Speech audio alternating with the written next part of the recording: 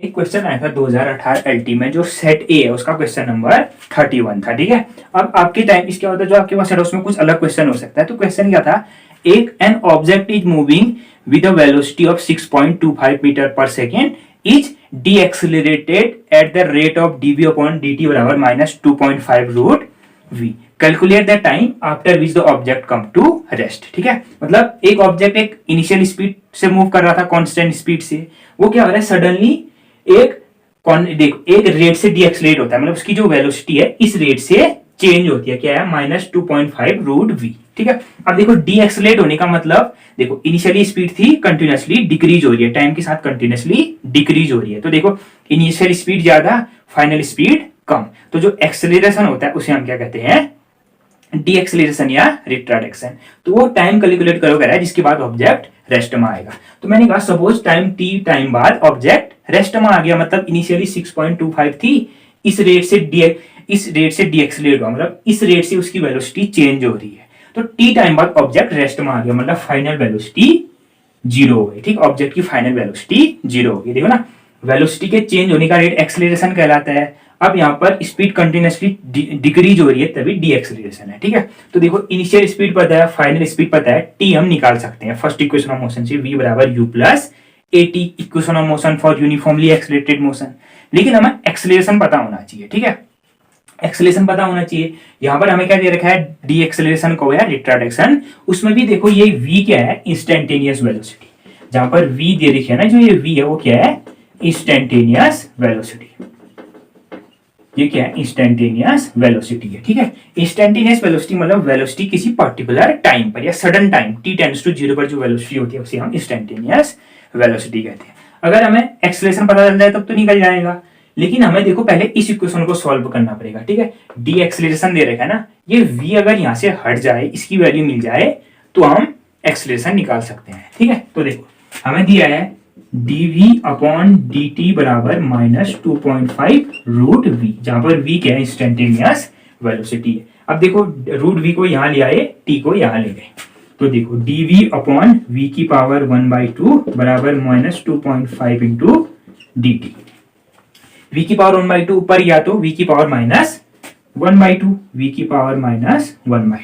ठीक है, इसको इंटीग्रेट कर देते हैं दोनों साइड। ठीक है, तो देखो v की पावर -1/2 का इंटीग्रेशन क्या हो जाएगा, v की power -1/2 plus 1 divided by -1/2 plus 1।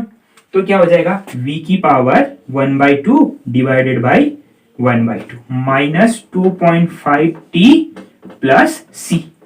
ठीक हो गया। अब देखो ये 1/2, ये 2 कहां जाएगा, ऊपर, 2 इंटू वी की पावर 1/2 बराबर -2.5 t प्लस c जहां पर क्या है, कांस्टेंट है। ठीक है, डेफिनेट इंटीग्रल है तो कांस्टेंट है c। तो देखो यहां से मैं 2 ऊपर ले गया, यहां ले गया, तो देखो ये बराबर 2। तो देखो v की पावर 1/2 क्या हुआ, रूट v हुआ ना, तो देखो रूट v बराबर कितना आ गया, -2.5 t plus c divided by 2। अब यहां से आप v निकालोगे तो स्क्वायर करना पड़ेगा, फिर v की वैल्यू आप यहां रखोगे, रूट के अंदर रखोगे ना, इसलिए रूट v रहना, तो क्योंकि रूट v की वैल्यू निकालेंगे सीधे यहां पर रख देंगे। ठीक हो गया।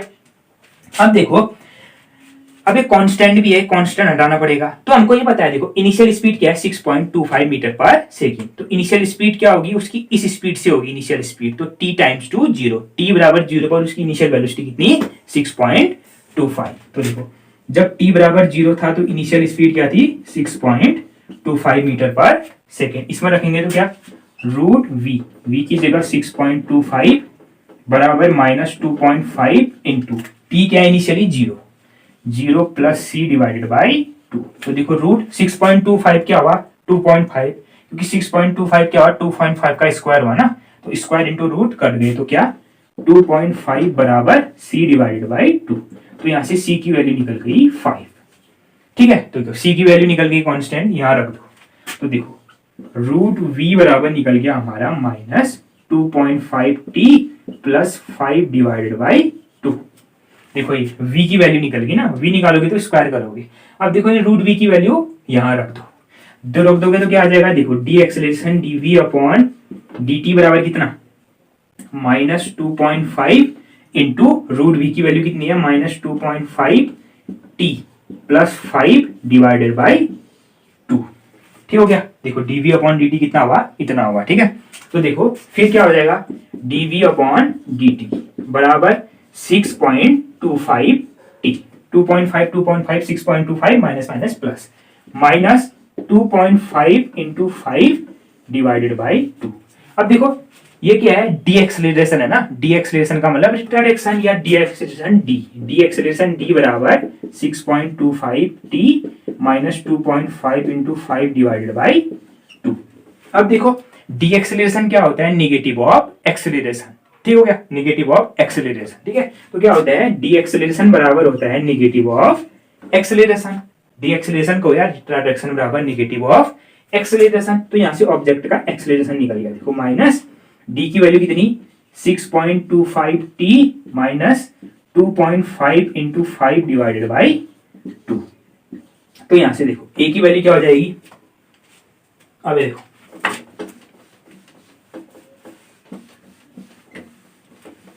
ठीक है, देखो एक एक्सलेशन निकल गया हमारा, ठीक है। ये माइनस अंदर जाएगा तो minus 6.25 T minus minus plus 5 into 2.5 divided by 2, ठीक है। अब हमको इनिशियल स्पीड पता है किसी ऑब्जेक्ट की v 6.25 है, फाइनल स्पीड पता है क्या है 0 है, एक्सीलरेशन पता चलेगा तो टाइम निकल जाएगा फर्स्ट इक्वेशन ऑफ मोशन से। फर्स्ट इक्वेशन ऑफ मोशन क्या कहती है, यदि किसी ऑब्जेक्ट की इनिशियल स्पीड u है, वो उसका जो एक्सेलरेशन है वो एक्सेलरेट हो रही है, एक्सेलरेशन a है, t टाइम बाद वेलोसिटी v बराबर u plus A T, v बराबर u प्लस ए टी, ये फाइनल स्पीड यहाँ पर क्या है 0, इनिशियल स्पीड 6.25 प्लस एक्सेलरेशन है minus 6.25 T plus 5 into 2.5 divided by 2 into T, ये टी हो गया, ठीक हो गया,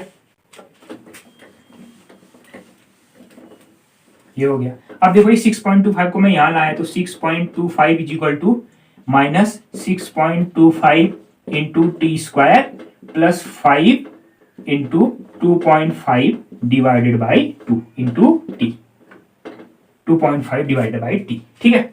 अब देखो माइनस 6.25 बराबर minus 6.25 T square divided by 2 plus 5 into 2.5 T divided by 2। ये 2 से 5 कितनी बार करा, 2.5 टाइम्स 2.5 इंटू 2.5 6.25, ये हो गया 6.25। तो देखो 6.25 6.25 6.25 कट गए तो माइनस 1 बराबर minus T square by 2 plus T, ठीक हो गया।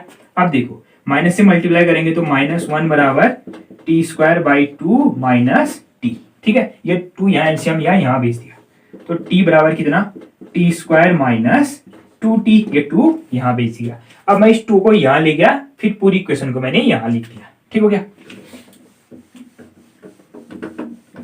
पूरी इक्वेशन को यहाँ लिख दिया तो क्या बन गया, देखो T square minus 2t minus 2 is equal to 0, T square minus 2t minus 2 is equal to 0। अब क्या है, क्वाड्रेटिक इक्वेशन है, इसका सॉल्यूशन कैसे, t बराबर माइनस बी, देखो A X square plus B X plus C, तो b minus into B minus B minus 2 है plus minus under root B square, B की जगह माइनस 2 का square minus 4 into A 1, C की जगह minus 2 divided by 2 into A 1, ठीक हो गया। तो देखो t बराबर कितना 2 प्लस माइनस, देखो माइनस 2 का square 4 minus 4 minus 2 minus plus 8, तो देखो अब देखो प्लस 8 और plus 4 12, root 12 divided by 2, root 12 को हम क्या लिख सकते हैं 2 रूट 3, 2 जा 4 इंटू 3 12। तो देखो t बराबर कितना 2 plus minus root 3, 2 root 3 divided by 2, देखो 2 सबसे कट गया तो 1 plus minus root 3 divided by 2, ठीक हो गया। तो देखो t बराबर क्या आ गया 1 प्लस माइनस रूट 3 की वैल्यू होती है 1.732 डिवाइडेड बाई 2, तो देखो t बराबर प्लस साइन लेने पर क्या आएगा 2.7, देखो बट्टे नहीं है 2.732, ठीक है, ये नहीं होगा, ठीक है, ये कट गया ना, 2 से 2 कट गया, ये सब कॉमन लेके कट गए तो 1 प्लस माइनस रूट 3, ठीक हो गया। तो देखो 1 प्लस माइनस 1.732 प्लस साइन लेने पर 2.732 माइनस साइन लेंगे तो देखो 1 माइनस 1.732 माइनस 0.732। अब देखो टी की वैल्यू कभी नेगेटिव नहीं हो सकती, मतलब टाइम कभी नेगेटिव नहीं हो सकता, तो टी की वैल्यू 2.732। तो देखो ये क्लोजली इक्वल टू तो 3 है, लेकिन ऑप्शन में 3 नहीं दे रखा है, ठीक है, तो ये क्या होगा क्लोजली इक्वल टू 2, ठीक है, 2 दे रखा है।